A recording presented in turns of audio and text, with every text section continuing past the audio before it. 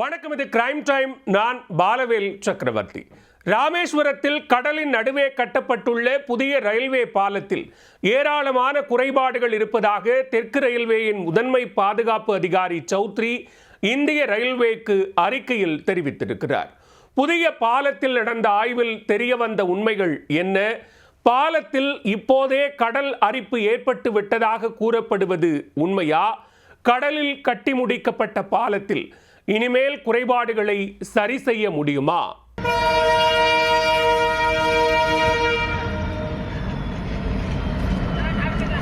ராமேஸ்வரத்தில் உள்ள புகழ்பெற்ற பாம்பன் ரயில்வே தூக்கு பாலம் பழுதடைந்ததால் அதற்கு பதிலாக புதிய பாலம் கட்டப்பட்டுள்ளது.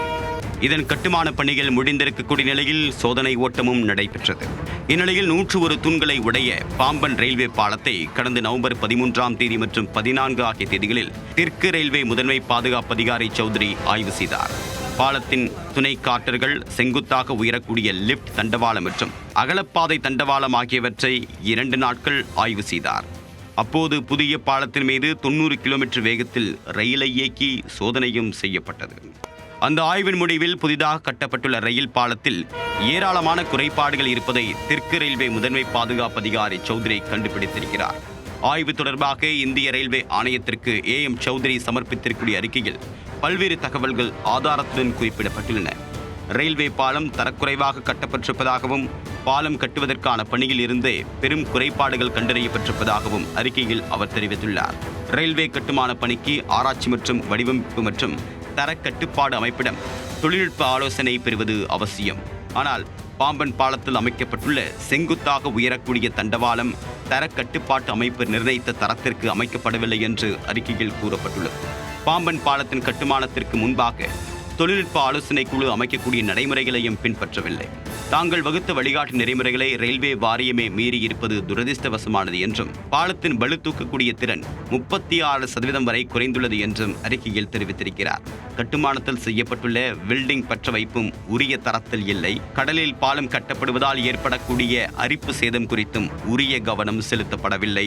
உலகிலேயே அதிக அரிமானம் ஏற்படக்கூடிய 2வது பகுதியாக கருதப்படக்கூடிய கடல் பகுதியில் அதை கருத்தில் கொண்டு பாம்பன் பாலம் கட்டப்படவில்லை என்றும் முக்கியமான பாதுகாப்பு குறைபாடுகளை அவர் சுட்டிக்காட்டியிருக்கிறார். புதிதாக கட்டப்பட்டுள்ள பாலம் இன்னும் பயன்பாட்டிற்கே வராத நிலையில் அதற்குள் பாலத்தில் அரிமானம் ஏற்பட தொடங்கிவிட்டது. அதனை சுட்டிக்காட்டிய பிறகும் கூட இதுவரை எந்த நடவடிக்கையும் எடுக்கவில்லை என்று தெற்கு ரயில்வேயின் முதன்மை பாதுகாப்பு ஆணையர் சௌத்ரி அறிக்கையில் தெரிவிக்கப்பட்டுள்ளது.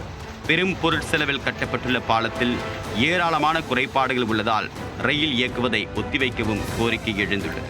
பாலத்தின் தரத்தினை முழுமையாக ஆராய வேண்டுமென்றும் சமூக நல ஆர்வலர்கள் வலியுறுத்த தொடங்கியுள்ளனர். புதிய பாலத்தில் ஏராளமான பாதுகாப்பு குறைபாடுகள் இருந்தாலும் அதில் ரயிலை இயக்குவதற்கு பாதுகாப்பு ஆணையர் சௌத்ரி அனுமதி கொடுத்திருக்கிறார். பாலத்தில் லிப்ட் பகுதி வரும்போது மட்டும் 50 கிலோமீட்டர் வேகத்தில் ரயிலை இயக்கலாம், மற்ற பகுதிகளில் 75 கிலோமீட்டர் வேகத்தில் ரயிலை இயக்கலாம் என்ற நிபந்தனைகளுடன் ரயில் சேவைக்கு அவர் அனுமதி அளித்திருக்கிறார்.